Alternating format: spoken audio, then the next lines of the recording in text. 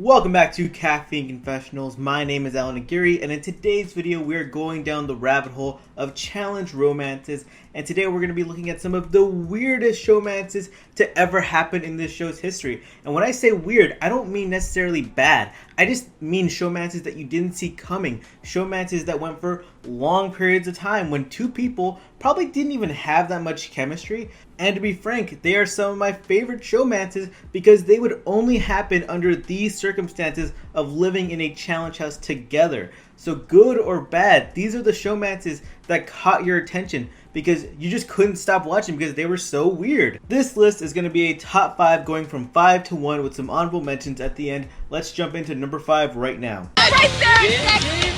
You see how strong his legs are and how strong his arms are and how focused he's saying. Not only is he staying focused, he's talking smack back.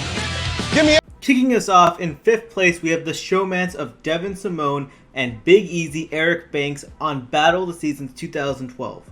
Now, I think everyone who clicked on this video expected the showmance between Devyn and Big Easy to be much higher on the list, as they're the poster child for weird. You have Miss Beautiful pageant queen Devyn, and then you got big ol' red Big Easy, and they come from two separate spheres of life where we see Big Easy as someone who's chugging down beers and drinking tequila on spring break, whereas Devyn is at a museum sipping a glass of white wine. However, with the limited dating pool and the limited options of things to do in a challenge house, Big Easy and Devyn found themselves connecting very easily. In all honesty, Devyn probably found herself more openly attracted to Big Easy after she saw him pulverize Wes in a hall brawl, and of course, Big Easy's going to be into Devyn because she's gorgeous and intelligent. I do think their compatibility from an intelligence standpoint made a lot of sense because even though Big Easy is labeled as the big party guy, we saw on Challenge All-Stars, he's college educated, he's good with puzzles, he's a smart guy. An outside factor that likely bonded them closer is the fact that Battle of the Seasons was such a majority rookie/younger player house, and Big Easy was older. He had a real job outside of the challenge, and because of that, he stuck out like a sore thumb to Devyn. He was the most mature guy there, and thus he becomes the most attractive personality to her personal profile, because as Devyn even mentions on the season, she's used to dating older men. Devyn's priorities in a mate was a 6-figure bank account and maturity, which ironically resulted in a fight between the two of them after Devyn refused to reveal the age of her last boyfriend, which led to an even weirder reality TV moment where Ryan Knight is reconciling their relationship together after he has gotten into a fight with Camilla and thrown Nany's clothes into the pool just earlier that episode. Making this already weird showmance even more cataclysmic is the way it ended on our TV screens, with the two facing off in elimination against one another. They competed in the deadly and dangerous water torture elimination. I don't say that as a joke. Apparently a production member tried out this elimination and almost broke their neck. Big Easy quit the elimination and caught the ire of TJ, but also caught the ire of Camilla, who berated him with words. Luckily he had Devyn there to make him feel better. After the season was done filming, Devyn got a one-way ticket to Kentucky and met up with Big Easy, and it was there, once that she wasn't surrounded by all the people in a challenge house, she realized this isn't going to work out. While I believe the imagery of Devyn and Big Easy is sharply contrasting, compatibility-wise, it's not the weirdest showmance this show has ever had. I just assumed that Brooke was the cute straight girl, and all of a sudden, Brooke is like all over me. Next up, in 4th place, we have the same-sex showmance between Evelyn Smith and Brooke LaBarbera on the Gauntlet 3. Looking back, a same-sex female showmance on reality television in 2008 in a pre-Glee world is extremely progressive. What makes this showmance weird is that one girl is really into the other, and the other might not actually be into girls. As a rookie on the Gauntlet 3, Brooke's heart was looking for love in all the wrong places. She decided that because of her past experiences with men, she was going to try out the feminine touch. And because she knew Evelyn was into girls, she went after her.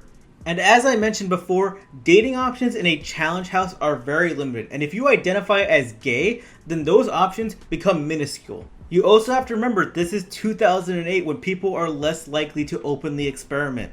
So when Evelyn had this beautiful girl approaching her in a pool wanting to hook up, she went for it and her heart grew 3 sizes. But then problems went on from there.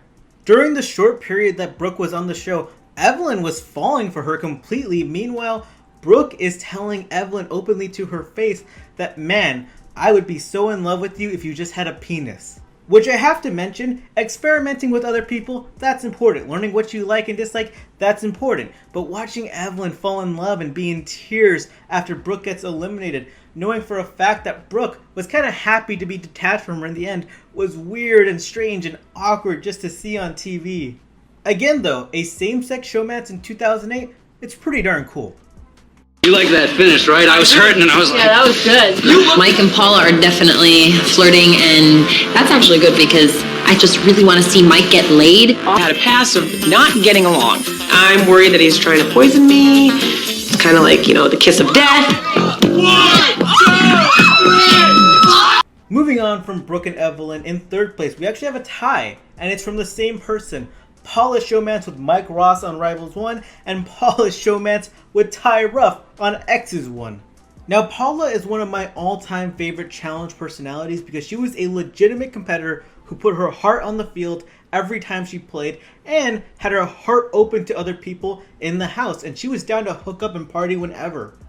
However, by her 8th or 9th season, Paula had rounded the bases so many times, she kinda got bored. So when nerdy Mike Ross entered the house on Rivals 1, Paula saw him as something foreign, something completely different that she had never hooked up with before, and they hit it off. She probably enjoyed having a guy who was genuinely nice and kind to her, and he enjoyed having a hot chick who was down to hook up with him. On his Railroad season, Mike was the dork who was sleeping in the living room because all his roommates were hooking up with one another. They were a cute, fun couple who were not used to the affection one another was putting out. On the Ty and Paula side of the coin, it was really weird because Paula, her previous 2 seasons with Ty, would always mention how weird of a guy he was. She'd get annoyed by his antics, yet when she had a boyfriend on Exes 1, she decided to dump him in favor of Ty. Just go back and watch Exes 1 because I don't even know a good way to put it into words. It was just a strange relationship that got made even weirder by external factors like Camilla and Emily having their notorious moment where Emily puts on blackface and they start mirroring Ty and Paula's makeouts, and that was just racist. Which I have to note, Paula was so emotionally supportive to Ty after that ugly display. They continued on in the game, and then they got pit against one another in elimination, just like Big Easy and Devyn. Ty got the elimination win and the showmance was over. And the funniest thing about this is that Paula really kept these showmances contained to these seasons, where if you didn't watch them with your own eyes, you'd never know they happened.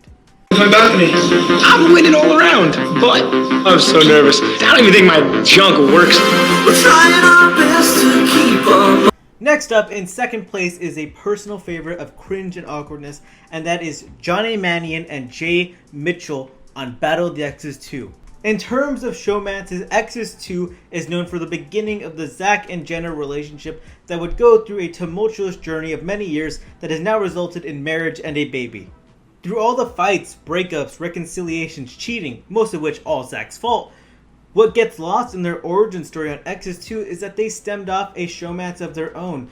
Jonna and Jay decided that because their partners were hooking up with one another, they should make them jealous by hooking up with each other.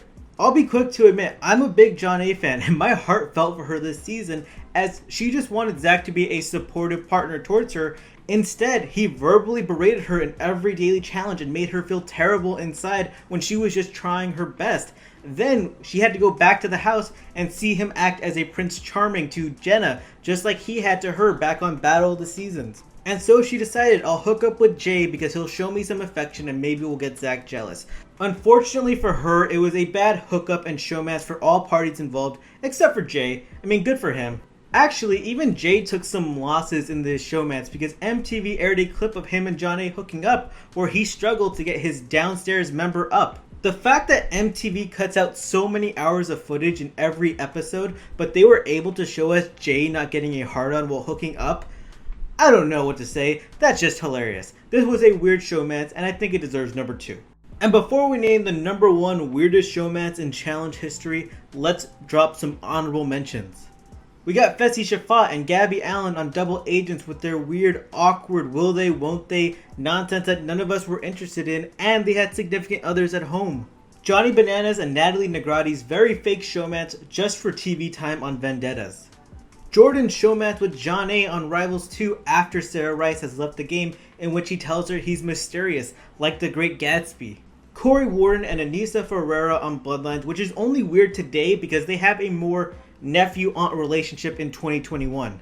Wes Bergman and Mandy Moyer on Rivals 1 started after CT flat out rejected Mandy. And then Pauly and Cara for just being general weirdos in their everyday life. I'm gonna try to be good, hopefully.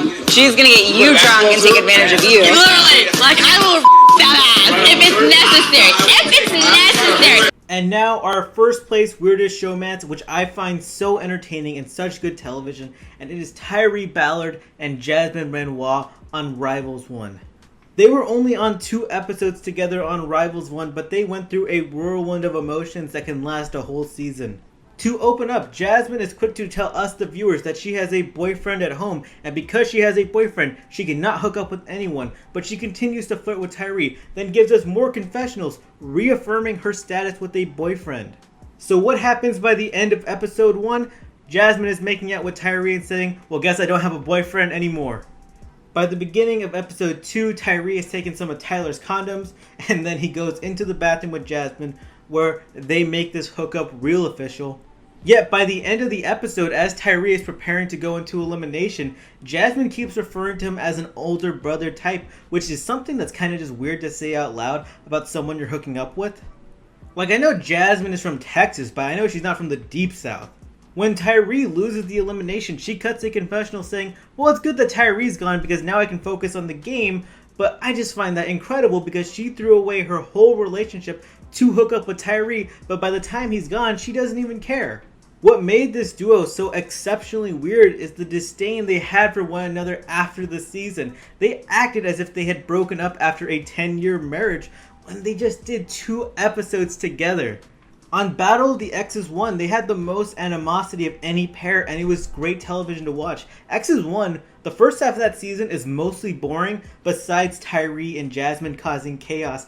And making it even funnier is that during all their hatred for one another, Jasmine refers to Tyrie as hot on a couple of occasions. Tyrie gets attracted to Jasmine on a couple of occasions. So even with all that hatred, they still kind of had a thing for each other, and that makes for great television. I hope you enjoyed this video. If you can, drop a like, subscribe to the channel, and comment on what your favorite weird showmance and challenge history is. Have a great day.